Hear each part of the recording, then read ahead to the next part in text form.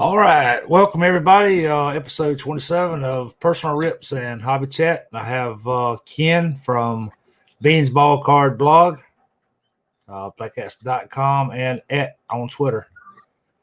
Hey, that was a new opening. Was that specially for me?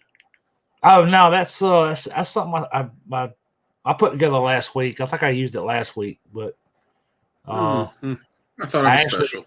A couple weeks ago when we did the Hobby Roundtable, because we was going to have so many people in, I finally had to break down and do the paid subscription to StreamYard. So it allowed me to do the videos. So gotcha. I figured I might as well make use of it. Yeah, if you're going to pay for it, may as well go ahead and use it. Right. I do not blame you. So, I mean, we kind of had a conversation going before the show, and I wanted to pick up on it. We was talking about the BCW boxes and shipping, but we were talking about the 330 count boxes, and you said that they had a 300 count box. Yeah, I can't remember if they're like BCW has the 300 and the 330, or if it's like one company has a 330 and one company has a 300. But the 300 and the 330 are, at least two I held up, were basically the same size. So, right. But like you said, like you and I were talking about, I don't think at this point that the quantity listed on those actually means a damn thing, because cards are thicker than they were. Right. Whatever was a 660 count box. Well, that was Fleer and Donruss in 1987 when I started collecting. They both were 660. That set fit in that 660 box. Cards ain't that thin anymore. No. So it's just they're 100, 200, 300, 400, 500, 660. It's basically just a reference as far as a size. I don't think they hold anywhere close to that. You said you had a thing where one of them, it wasn't even close. Right. The Heritage, I couldn't even get 300 in a 330 count box. So, but George says, he says the 330 is taller. So okay. I guess I didn't look at that. I mean, I'm not sitting cards on top of it, so I guess I never really thought about that. Right. It was just in the pure length of it. So, but that makes George is a pro with boxes now, according to Dan. Yep, George is now a pro. So, Ken, I'm glad to have you with me. Happy to be here. I'm glad you reached out and offered your services. Yeah, we talked about this. I could do this. I could do this pretty regularly. Just it's tough to commit to. It's tough for me to commit to the same thing every week. You just never know what's going on. But right, maybe you can have a little bit of a revolving door over here on the what's this happening on the right side. Depends on which way you're looking at it. Right. And like I said, it's the door's always open. It's kind of why I started this, was just to have some time to just talk cards, talk what's going on with me, what's going on with you, or whoever. But yeah, I mean, it was just something to have some fun. I mean, I watch Bo, I watch George on their YouTube channels, and I try to interact when I can. A lot of times I can't necessarily catch George live all the time, but I know with Bo, I got an alarm set, and usually he's on my drive to work. So, yeah, it's a little easier to catch the morning show.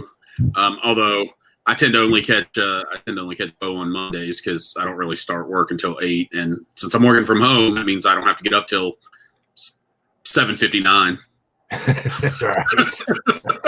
Yeah, the evening ones are a little bit tougher, but I go back and watch them usually the next day.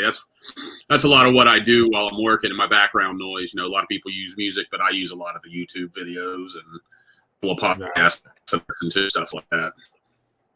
Hey, I do the same thing, man. Which, like I said, in the mornings, I have to be at work a little earlier, so usually I'm at work and then back on the road going to the job by 8. So that gives me a little time to, pop my headset in. I'm not necessarily watching, but I can at least listen. And well, you also got to remember that's 8 o'clock your time. So for me, it's 7. So right. Time So it's difference. an hour earlier. Time difference.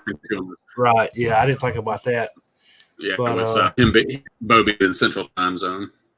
So I guess with you, so you're hour behind. Yep. Yeah. That's good. Yeah, it throws my parents off when I call them because they think we're like 2 or 3 hours behind them because we're so far west. I'm like, no, just the 1 hour. So yeah. Well, what we're going through, what we're about to be going through, or what they're trying to do is, I think our state is about to vote on the daylight savings time, trying to do away with it. Man, I would love that. I would hate it. I don't even care what it is. Just pick one and freaking stick with it. I don't even care. Yeah, I don't care which way we go. I would be fine if they would stick with the one that's coming up. I don't know. I can never remember which is which, but like I think it's the savings for the summer. Right. Well, when the time goes back, it gets dark later, which works perfect for me because it gives me time in the afternoons when I get home. It gives me a lot more time to get stuff done in the yard. True. But if they do away with it, then I'm gonna be fighting. I'm gonna be fighting daylight to try to get something done as far as yard work or whatever every day. And I know that it'll get dark later anyway, but that extra hour means a lot when you're trying to do stuff in the yard and not save everything for the weekend. Well, when you get to those those longest couple of weeks of the year, the last place I lived before I lived in Texas, Indiana, which is like obviously about the westernmost state in the Eastern time zone. And then the last place I lived, the door, the glass sliding door to my living room faced west. So it was like 10 o'clock before it was dark in the summer because I was facing west. So I was still, even though the sun had technically set, it was still bright for another, half hour, 45 minutes. And I was in Indiana where there's no hills and it's all farmland pretty much. So, yeah.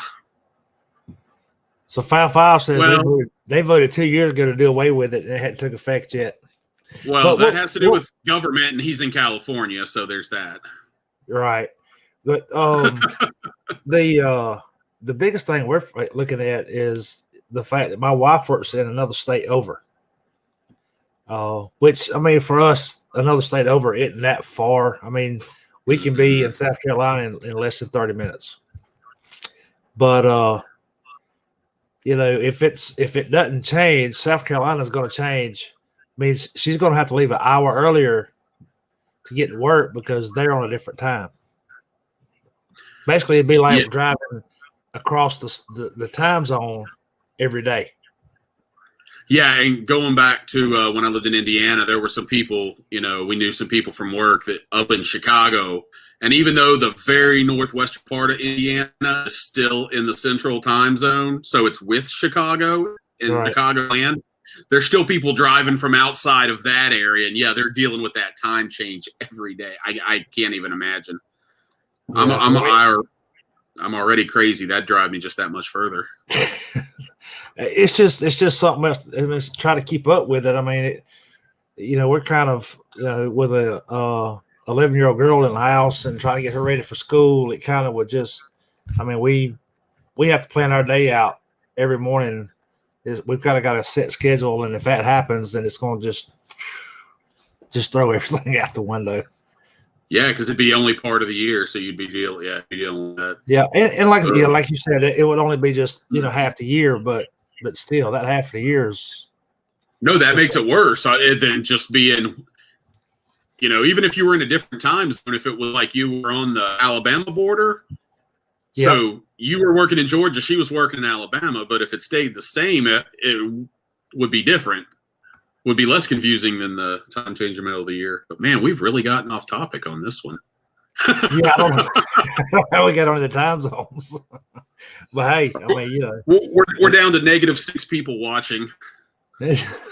No, we're actually pretty good. But I got at some point or another, I got my Wave 4 of the 51 tops. I know you wasn't a big Project 2020 fan and all, but I mean, you can tell behind me I was, but I may open them up in a little bit. Go for it, man. I mean, your show, not mine. So, I'm typing here, good evening, everyone, and I almost typed good morning. Oh, boy. So Dan says it helps the whole country get rid of it. and again, like I said, I'm fine with it if we can stick with the one we have coming up. Basically just because of getting stuff done around the house. Oh, I get you. You know, it's kind of irrelevant for me with yard work because I'm in Texas, so I'm at the mercy of the temperature. It don't matter whether there's sun up or sun down. Right. 105 degrees, 9 o'clock at night. You still ain't mowing the lawn. Right. Yeah.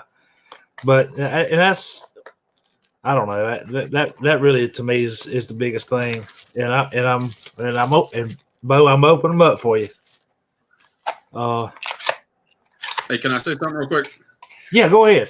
So everyone in the chat, check out Indigenous Rookie Cards on Iam's channel. I love his collection, and I'm fascinated by how other people collect. You know, I've collected nonstop since 7 when I was growing up. We could collect it all because there were only 3 baseball sets a year. You know, we could collect everything. But what he does is while he collects hockey, he has a very specific collection, and I'm fascinated and love seeing the new stuff that he has come in. So I'd really love to see y'all go check his channel out. But that's Indigenous Rookie Cards, and he's on Twitter as well. Right. So, all right. So we got Mookie Betts, Bob Feller, Rapid. Jackie Robinson,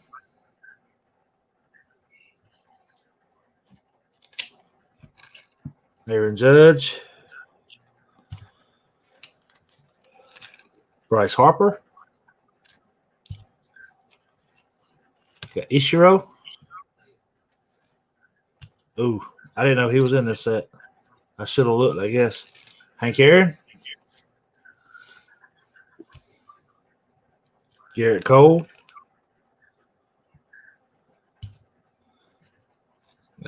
ooh, Alec Baum, rookie.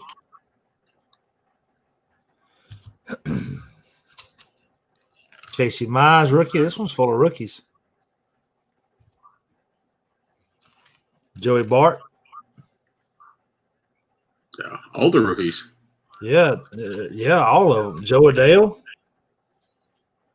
Literally. And Dylan Carson. Now, these are print to order, right? So, like, however many people ordered them. So, that's all. You said this is wave 4. This could be one where, you know, people are kind of like over it. So these rookies could be, you know, some of the lower printed out of the whole overall set.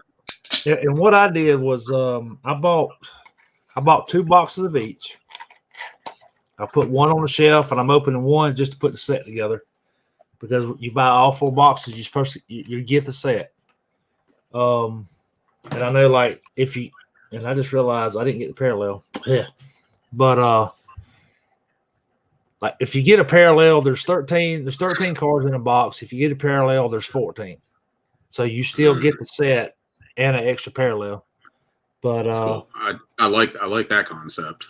Right. And like I said, I bought 2 boxes, one to put on the shelf and one to open. Well, now I've opened all 4 of my boxes that I was going to open and didn't get the first parallel or anything. So I'm wondering if the 4 I got on the shelf has the parallels in them. Like I picked the wrong box to open it all 4 times. But so I have a question you may or may not know the answer to. So these I know are mini cards. I mean, they're not tobacco size, but they're smaller. Was the 51 top set a smaller set? I thought it was a full size set. No, they're the same size. The original 51s are. So what's any idea what the theory on these being mini cards is? Well, I don't know. I know there were the 51s and these are the same size. Are like 2 and 16 by Oh, 2 and the original ones are smaller than yeah. standard card size. These are the actual Okay, size. Yeah, that makes sense. Okay. yeah. And Okay, I since didn't realize that. I've never had one, and I've never had one, so I didn't actually realize that it was smaller than a standard card size. yeah, and while we're on the subject, and we got George in here, I know he said he used the 1948 insert sleeves to put these in. I looked into them, and the my question was on the inserts. Did the card stick out of the top? Because all of them I've looked at, the inserts was like 2.5 inches tall, and these cards are like 2 5/8. So I mean, that's like an eighth of an inch that would stick out.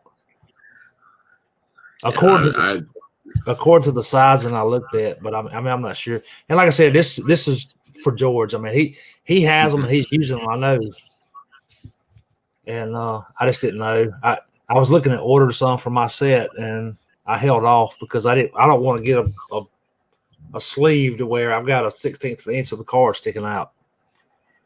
I'm a big fan of all of those, like the tobacco inserts and, like you said, the 48 Bowman or Leaf, whichever they're called, inserts.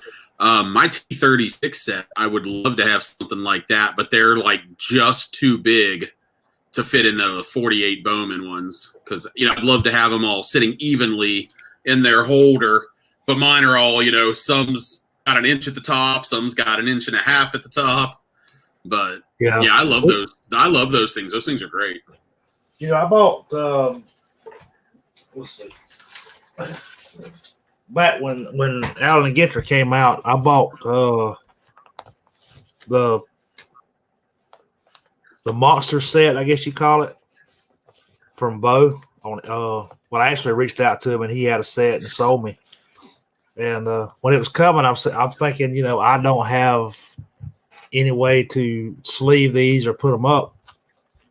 So I looked into it and I bought the BCW pages made for tobacco cards. Mm-hmm. And I think I've showed this before, and they work great, for the most part. But for some reason or another, the top, and I don't know if I can show this when we get the show or not, but the top, if you put the card in it, you see how it sticks out?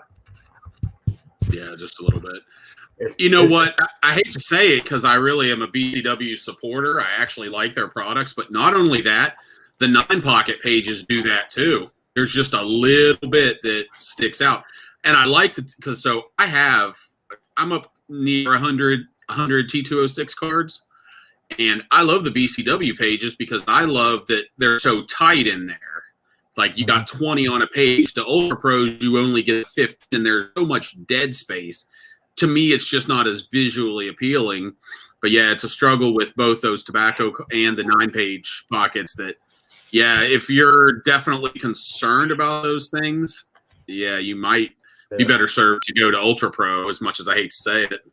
You talking about visually appealing. I bought this binder from Target last weekend, and I bought it mainly for that 51 set. But I figured, the 51 set's 52 cards, and this holds like 360 cards. So I figured that I would start using it for a lot of my, I guess you say, mini sets, like insert sets. And something I realized was that the Topps 2030 from last year, those cards look awesome in those with the back black background. Mm-hmm. So I use the. So now that you mentioned that, I was going to say one of the things I haven't been picking up much, but I do have the WWE Living Set subscription, where I get the 2-card pack each week, and I've gotten 8 of them so far. But I use the BCW. These are the what are these called? The Z Folio, the LS. So you get 12 cards on each instead of 9. Sorry, I'm trying to figure out what I'm doing here. But yeah, I love that. With just there's not a lot of dead space, but where it is, it's black. And on most cards, that pops pretty well. This particular set has a white border on every card. So you get that contrast, is where maybe if you had, like, say, a Stadium Club look where it's a full bleed photo, some will pop, some won't, but those look really good for that. And I have those defolios. That's something I need to get a lot more of. I tell people, if anybody wants to get me Christmas gifts or any kind of gifts that are card related, I always say buy me supplies, because I never want to buy supplies myself. I want to buy cards. Yeah, that's the way I am. But I have. I set up an account with BCW last year, and I've only been able to place one order so far, just because about the time I did it and got my first order in, by the time I needed to place another order was when all this mess hit and the shortage started, and you had like a 3-4 month waiting list, and I just hadn't fooled with it since. But I love. My LCS has kept supplies in, and they have limits, so they do keep supplies in. So I've been, knock on wood, been fortunate around here that I haven't really had too much trouble. I've had trouble getting enough at times, but I can go in and they allocate like 4. Your ration is 4 bags of sleeves a week, and 4 packs of top loaders per week. But that's not bad though per week. I mean, if you can go back and buy them. And I do, but we had talked about where I'm sending stuff off for consignment. I'm sending to JT. It's Triple Crown. Well, I sleeve everything before I send it to him, and we're talking thousands of cards. So it takes quite a few weeks. But then I've actually found in random boxes, I found about 2,000 sleeves in the last couple of weeks. Yeah, for something like that, you'd need more. But I mean, for an average like collector, that would be more than enough. Absolutely. I mean, I don't use a lot of top loaders other than as far as my personal collection either goes in a binder or I'll keep them in penny sleeves in a 5,000 count box. Yeah, I actually don't use top loaders that much. So can anybody tell me what the going rate for a 3-row box of used top loaders is? I got 4 of them sitting down here. I got 4 3-row boxes of empty top loaders. But my personal collection, I've gone to the semi-rigids, to the card savers. Okay. I like those better. So, yeah, I mean, I'm still picking up top loaders because, at some point I'll be selling some things or whatever. And top loaders are what people expect their cards to come in. Right. Yeah. So, I want to have those, or if somebody I know that's local really needs 100 of them, I can say, hey, I've got 100 of them. This is what I paid. Just pay me what I paid for them, just to help, some of my local friends out. So, right. And not charging when everything first happened at the Dallas Card Show about a year ago. They were selling right when everything hit. I was at the Dallas Card Show, and there were some people asking $8 and some people asking $10 for the 25 packs of top loaders. My card shop hasn't done that. They're $3. And I'm like, that's pretty reasonable. I mean, I know some places you can get them for, $2.50, but I'm not going to complain at $3 pack. Right. Yeah, I've never really been I've never been a fan of the semi-rigid. Just, I don't know. I just always use top loaders, and I know people. No, and I get that. They're thicker. They take up more room. They're heavier. But I don't. All of those are reasons I went away from them. Yeah, but I don't move my stuff around a lot. It's where it's at, and it's not like I haul it up and down the road. So. And people tell me, they're like, well, you have them in a semi-rigid. Those things aren't very, they're not very sturdy. They're not very tough. When's the last time you actually dropped a card that was in something more than a sleeve and ran over it or stepped? It doesn't really happen. No. I mean, there's a chance that I could drop one of those semi-rigids that has a T206 card in it. There's always a chance. But I could pop it and it fall out on top of the top loader too. Right. So, I've had that happen. I've had that Yeah, happen. so pick your battles, and it's just for me, it's a preference. I like those better. I think the cards look better in them, but Yeah. Yeah, that's my well, I mean, opinion. You know, and to your point though, and I can, I can admit this, with a card saver, when you put it in there, it kind of pinches the card to the center. It's not like corner touching corner. So if something happens and you drop it, you're hitting the semi-rigid, not the card. Whereas in a top loader, if it's all the way at the bottom and you drop it on the corner, well, the corner is going to meet the corner of the top loader and potentially do something to it. and as I'm selling off and downsizing, one of the things I'm going to do with some of the money that I get from, the sales I'm commissioned is buying more supplies, and I'm going to get the perfect fit sleeves that actually fit over the semi-rigids. So it's essentially like a team bag, but these things like fit perfectly, hence the name Perfect Fit, and they're much more clear. They help the appearance of the card. They help photographing a card. But at the same time, like I said, I'm going to put those over top. So that's going to, eliminate some of the fear of a card coming out. Not that cards usually come out of semi-rigids, but right. And I'm using the bigger ones, not the. I think the Card Saver 2s are like the card size one. Right. I don't use those. I use those bigger. I use the big boys. The Card Saver ones. Yeah. Yeah. Yeah. I think they're just a little wider, the same height, right? They're just wider. No, they're taller.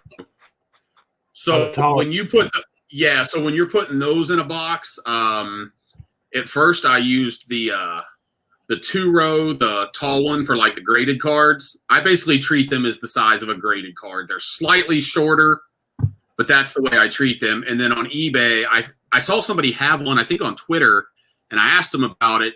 And there was somebody on eBay that was selling 3-row boxes that fit graded cards. And it wasn't BCW, it wasn't Ultra Pro, it was like somebody. And they don't have them anymore. But for what I actually, so I have 3-row boxes I have all of those semi-rigids in. Right. And I actually looked for some card savers or semi-rigids Saturday because I've given some consideration to trying to pick up a set of 75 tops complete set, and doing like I guess, I don't know, what do you call it, a Raz, a break, whatever. Just sell the spots, do a random, and somebody's gonna hit a Brett rookies and the Hank Aaron, but man, those things are ridiculous right now. They are. I actually bought like 10 boxes of them a couple of years ago, so I'm still sitting on like 5 boxes, I think.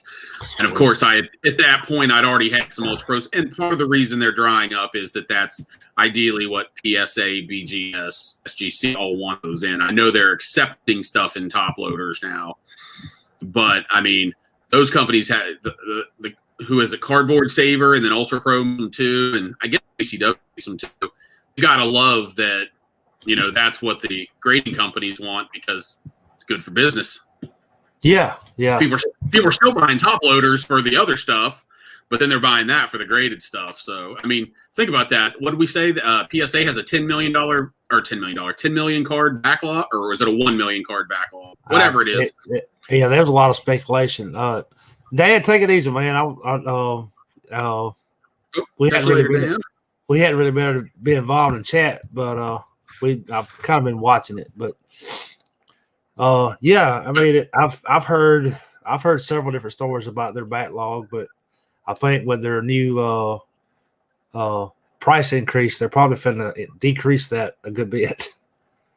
Yeah, but that's how many of those are sitting at PSA, at GC, and all that. And then you were talking about the comments. I looked. Actually, Tony, you did not get me stuck on Superior Fit sleeves, believe it or not. I actually knew about those a little bit before. Some of the other YouTubers had shown them off, but yeah, I love them though. I can't say it good enough. You're absolutely right. Now, I used to use the Card Savers for shipping because of just the thickness, but I got away from that just because I never have them unless somebody, sends me something in a car saver. I'll put it to the side and then reuse it for shipping. But and they work great for that. So that brings to mind another topic, things I like to talk about. So those of you that know me probably know kind of my life philosophy, so to speak. So I can sit here and say, and you probably all know this, I ain't no hippie or anything, but we waste a lot in this hobby. From top loaders that are, have tape on them to bubble mailers to penny sleeves. Do you yourself, and you kind of answered it, maybe that's the only thing you use it for, do you reuse supplies when you ship stuff out? Like, I reuse everything. I will reuse bubble mailers. And you know what? It doesn't save me that much money, and it takes me more time. But damn, think about how many bubble mailers most people are throwing away a year. I use I will reuse bubble mailers to put like inside, maybe like a bigger bubble mailer for extra protection. Mm-hmm.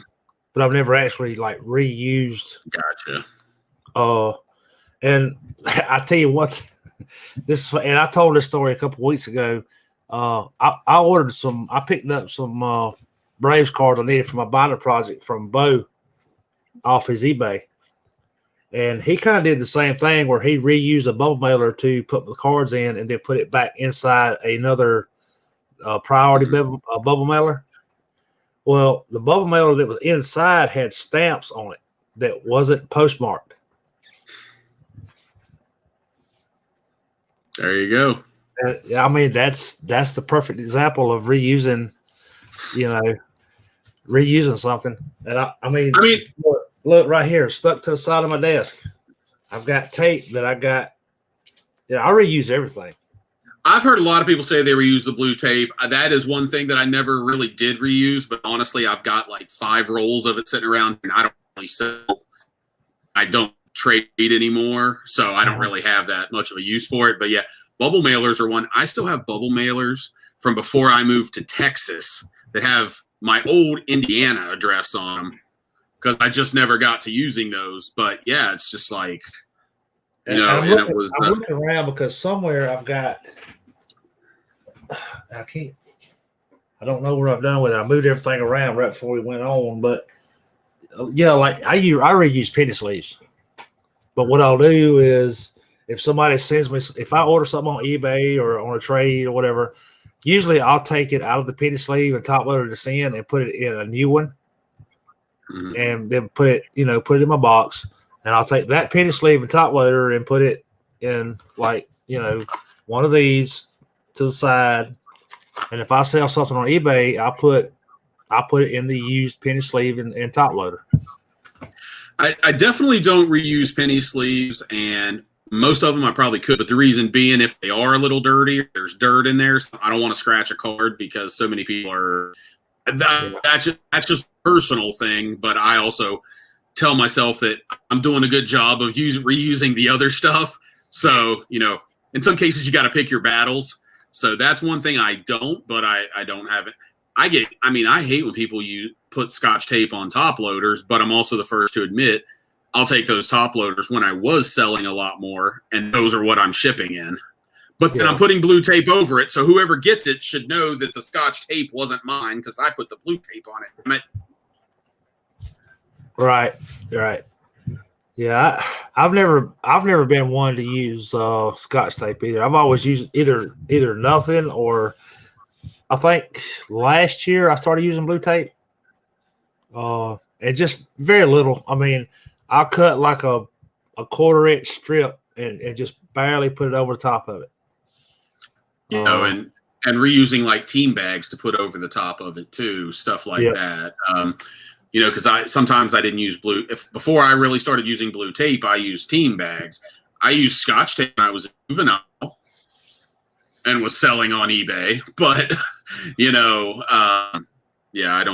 I've never really been I knew better once I knew better, and I started to see how annoying it was to get stuff in Scotch tape and that I didn't want to keep in my collection. And, I have the fight on Twitter a handful of times a year Well, you're paying for the card. You're not paying for the top loader. Right. That's not the point I'm trying to make. Now, how many people just throw that damn top loader away? And again, Yeah. I'm no. With the shortage that's going on now, I mean, that's really not the best option. Yeah, exactly. If you can just get a top loader to put something in, you're lucky. Most people are. Well, it's because apparently I have the free world supply of top loaders over here. So, right. Somebody breaks into my house tonight, they're going to steal top loaders. George, I agree with you. I used to use top team bags, and until like I said, we kind of hit a spot where team bags have quadrupled in price, and I started using the blue tape on the top loader itself. But I mean, maybe if things get back normal and things start coming back down to earth, we can. And speaking of that, that's an interesting topic. It's kind of like, when PSA announced their price hike last week, and now SGC's announced a price hike. I'm not a grading guy, and I've been calling for them to significantly raise their prices for a while. And I know that it hurts guys like Dan who, they're grading stuff for their personal collection. But I'm talking about the guy that is great because it's got to be a 10. They're grading the backup Marlin second baseman common base card because they can flip it for $30, or they think they can flip it for $30. That's the crap that needed to stop and is causing so much of backlog. So I was kind of, when I saw the last Monday, I was kind of smug a little bit about the price hikes. But, I had a bunch of people reply to me going, well, do you think those prices are going to come down? No, they're never going to come down. Once you know that you'll pay it. If you think about it, yeah, if you think about it, PSA was already on a price increase that they promised was going to come down once everything settled down. I honestly even know that, to be honest. So and then you get the new orders come in, and that price doubles itself. So no, it's not going down. And I guess what I was getting at was it's probably going to be the same with supplies. Like, it's not going to be nearly as dramatic. It's not going to be everything's going to be double the price. But once they realize that you'll pay, just 20% more because you've had the shortage and you're not going to even question it at this point, those prices aren't coming back down. And the only thing that could affect that is that once things settle down and if things aren't as hot as they are now, and people aren't buying as much of it, maybe they come down because they don't have the sales that they did. Maybe. But I don't know if you've already proven you can get more money and make more money with less inventory. And again, I've worked corporate retail most of my adult life. And the other thing is too, it's not just that they're making more money on some of these things. Overseas prices are always going up to get stuff. And a lot of the times the retailers aren't passing it on, but when they do, they have to pass on. I do. This is another, coming from overseas, and we could get into, tariffs were raised a few years ago. Just all those things. The prices aren't coming down. Yeah. Sorry to be that guy. Yeah. I mean, it's like everything else. I mean, gas goes up, milk goes up, eggs go up, metal. It is what it is. It's but our pay doesn't go up. No, pay never goes up.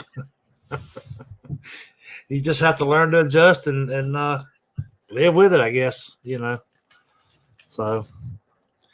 But, we've killed off 40 minutes pretty easily. You were worried we weren't going to have topics because we were talking before the show. Like I said, that's usually what always kills me. We get on 15, 30 minutes full time, and like the best conversation happens before we hit record or live or whatever.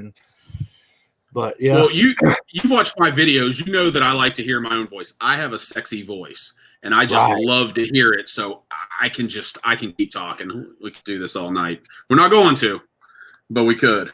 No. One thing I did want to ask you guys, I consider and I use this term on Twitter sometimes, and it pisses some people off. And you know what? I don't give a damn. I consider you a true collector. Yes, you sell stuff, and yes, Bo sells stuff, but you're selling it to fund your collection. So to me, you're still a true collector, even though you sell. So with all of the basically just the last 12 months, the insanity, how has have you adjusted how you collect? And if you have, kind of like what have you done or what are you doing differently? Oh, I haven't really adjusted because I've always or I say always, since I've gotten back in about 2.5 years ago, I've kind of focused more on Braves and Dale Murphy, which he's always been like one of my favorite players. So I'm basically just a team and one or two player PC collector. So I mean, I hadn't really adjusted anything other than I don't open like a ton of packs or nothing like that. I basically just, if I see what I want, I buy the card instead of hunting it down in a pack. And that's what I was going to ask, because I know you do open some boxes, and you started doing some breaks, some low end breaks, but you've also opened personal stuff in the past. And I think that was kind of where I was like, has that changed? Or the fact that you collect Dale Murphy, who not a Hall of Famer, but is very popular still in the hobby, right? Because there are so many Dale Murphy collectors. There's just these almost random guys. I'm shocked at the amount of diehard George Brett collectors there are. Right. And I'm just about as surprised about the amount of Dale Murphy collectors. But you're also collecting, isn't Freeman the reigning MVP? Freddie Freeman, yeah. I started him. Like I said, Dale Murphy was one that I had always collected when I was first in the hobby years ago. And when I came back in, of course, I was hunted or chased down some more of his stuff. And then I picked up Freddie Freeman because I basically look at it as someone that, like Chipper Jones, that would be like a lifelong Brave. You know what I'm saying? Which I know Dale Murphy got traded to the Phillies in '91, but that never really went anywhere. I still look at him as being a lifelong Brave because that's where he spent his career. No, agree, because Dale Murphy was my favorite player. Speaking of Dale Murphy, you're not planning to bid on a Murphy card that's ending in about 45 minutes tonight, are you? Because there's one I'm looking at. I have an alarm on my phone. Are you looking at the same damn card?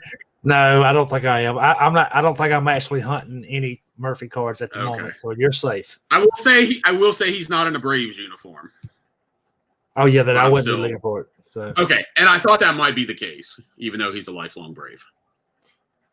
So yeah, I was just curious how that's changed for you. Like I've never been a big rip, retail rip. Now, I got back into basketball a year ago, November, because of Zion Mania and just everything about it. And I'm enjoying NBA, but I was buying a lot of, the retail blasters and stuff, and I went around and cleared some shelves, but I owned them, intended to keep them, the rest, but then I did have to sell them because we had an unexpected expense came up. So I ended up selling them off, but I pretty much sold 1920 Prism blasters for about $24 a box.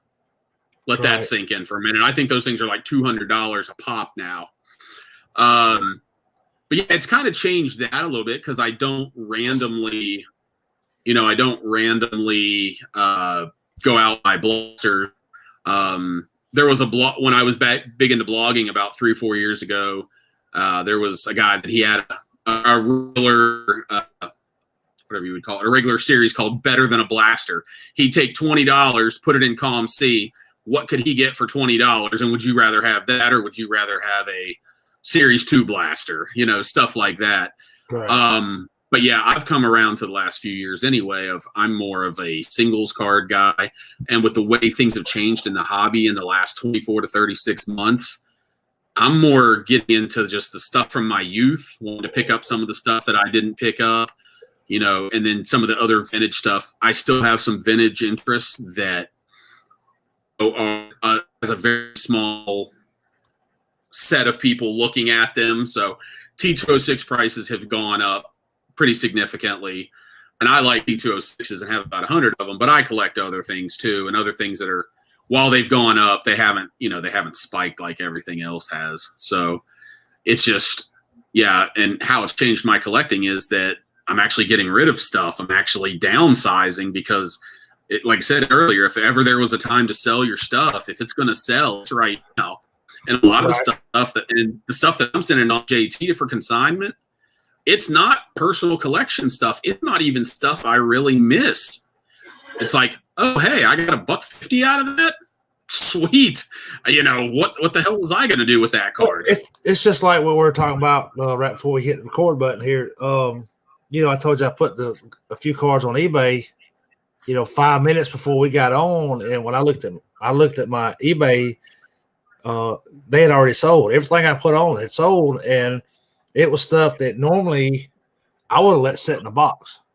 I mean, yeah, I know Mike Trout's, he's hot, but I mean, Mike Trout's 11, 12 years in now.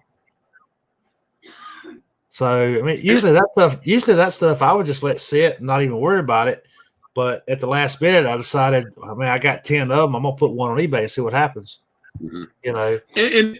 And it's almost kind of a perfect storm, this spike, even though you see me on Twitter and most of the guys in the chat, we interact on Twitter, and yeah, I get pretty angry with how the things are right now. These sneaker dickheads that have come in and all this kind of stuff. But at the same time, I've been wanting, my wife and I have talked, my stepson is a freshman in college now. Well, we're starting to look to downsize a little bit, move somewhere. We don't need all of the extra stuff we have. And as a guy that's collected since 1987 without pause, I have a lot of stuff that I don't need. Now, I'm sure I've purged probably damn near 500,000 cards over the years, but I still have a lot of stuff that I don't need that I haven't gotten rid of. So it is happening personally, with all the griping I do. It's happening at a kind of a good time because I'm able, and I found a good place to sell, because I'm frustrated as hell as a seller with ComC. I ain't sending anything to them again, but I found what I think to be a better option. So again, for me personally, I think it's working out, and it's actually come at a relatively good time. Right. I don't even know what the hell my point was on that, but I said it. You're right. You're there now. Yeah. I've used ComC, some. I've never sent stuff into ComC, but me and Brad was sitting here one night talking about it, and while we were on the show, I dumped $25 in. And basically what the deal was I was going to put $25 in. I was going to buy a few cards, flip them, and see what, in a month's time, what I could turn $25 into. Well, that 1 month turned into 3 months. And I went from 25 to I think 150 in 3 months, just flipping. And you could do that if you want to spend the time. It's just one of those things that personally, it's not worth, it's just not worth the time. And it's a frustration I have with the hobby is our hobby is too segmented. There's too many websites. There's too many places. Right. You've got your YouTube group. You've got your Twitter group. You've got people that are Facebook. You've got people that are blowout forums. There's so many of us, but we're so many different places. And, I used to try to be active on all these different platforms. It's not possible to do. I actually enjoy spending time with my wife. So I'm not going to be fooling around on 7 websites a night. I want to spend time with her. So for me, it doesn't work now, maybe in my single days, because, I wasn't the go out and do all this stuff kind of guy. But, things have changed. But, yeah, things are so segmented that I just don't really have the time or desire to be on ComC, because there's ComC, there's Sport Lots, there's eBay, there's, George has talked about Trading Card Database. I love Trading Card Database, but I'm never on there anymore. I haven't done anything with that, and I couldn't tell you how long. But I love the site. Yeah, that Trading Card Database is my hangout, dude. I'm there every day for 45 minutes to an hour every day. and that's where I do a lot of my trades for my binder project for my Braves team sets, because let's be realistic. Most Brave cards outside of maybe a Chipper Jones or most recently Ronald Acuna Jr., they're commons. Mm-hmm. So I mean, people are trading them for other commons that I may have for stuff that I've got in bulk, and I've got a lot of it that way. So yeah, and I had a lot of trades on there too, but kind of like I think we were talking about this before we went live, but I said that I don't necessarily like the shipping and packing and all that stuff, and it's time consuming. Well, it became very time consuming doing that with all of those trades on there. So while I love the site and I think it's great for trading, it's just one of those, you got to kind of pick for me, I have to pick what I want to do, because I want to spend, more time with my wife. I didn't meet her until I was 35. So I've got a lot of time to make up for, with her. So, I can't be on all of these different websites. So I have to pick the one, the handful or the 3 that, kind of suit me best. Yeah. And I agree. Yeah. I mean, there comes a point where you just kind of have to limit what you do. And, that's kind of like the agreement me and my wife's come to. I got Monday nights as far as, the hour that I spend doing this. And it is kind of funny. Most people be like, do what? But Wednesday nights, I got into a habit of watching a podcast that comes on Wednesday nights kind of late. And my little girl, which is 11 now, she spends that night, she wants to sleep with mama, which I'm fine with that, and my wife eats it up, because we know that she's 11, she's finna get older, and she's going to get to the point where she doesn't want to spend time with mom and daddy. And so we let her do it. So she sleeps with my wife on Wednesday nights. So that's the night that, I'll spend 2 or 3 hours on up in the night working on card stuff. And then, I'll lay down in a spare bed here in the house. And that's kind of my time, basically 2 nights a week. Yeah. And I just, because there's so many guys spend so much time on, I don't know how y'all do it, but I do think that when I talk to those guys, I'm pretty convinced they only sleep like 3 hours a night, because a lot of them are just up super late, and I can't. I like my beauty sleep. It doesn't show on my face or my body, but I like my beauty sleep. Right. So Foul said he has 2 Trout rookie cards. He wants to know if now's the time to sell. Your guess is as good as mine, amigo. I got no damn idea. It's funny because people were talking about 2020 being the height, and then you had other people saying 2021 was going to be bigger. I believe Bo was one that had said that early in the year, that he thought 2021 is going to be bigger. And I mean, damned if it might not be. And, last I'm seeing, I used to be very political, and I used to talk a lot of crap. I don't do that anymore. I try to stay out of politics because it just makes me mad. But I did see that, I think, the Senate of the House, one of the new ones, approved another $1,200 stimulus. So here we go again. That's really starting to pick up. So is this going to be, we went up, we went down a little, but we were still above our original. Are we about to get another spike because people are spending their full $1,200 on? Yeah, they're spending free money. Yeah, they're spending free money. Yeah, so are we about to see that again? So as far as whether you sell a Trout or not, I got no damn idea. But I mean, it just seems like there's not enough to hit the demand. I mean, that's why it keeps going up.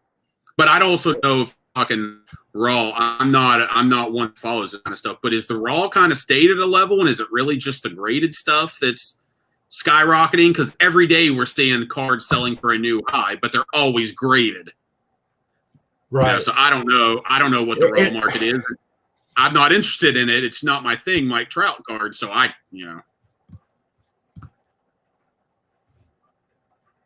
Ken says he would sell it and put the money in a real investment. I can't argue with that. Yep. Unfortunately, those aren't the cards I have.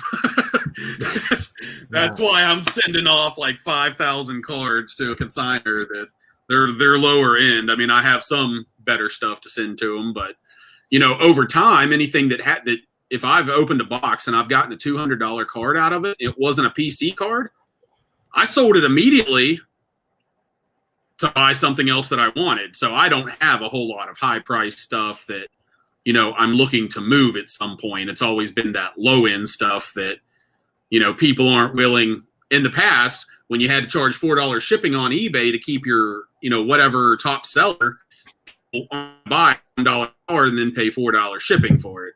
So how do you sell it? But now with a $1 shipping, that stuff is moving significantly more. Yeah. And that's what I said. That's what I went to. Everything is PWE with the standard tracking. And so far, it's worked great.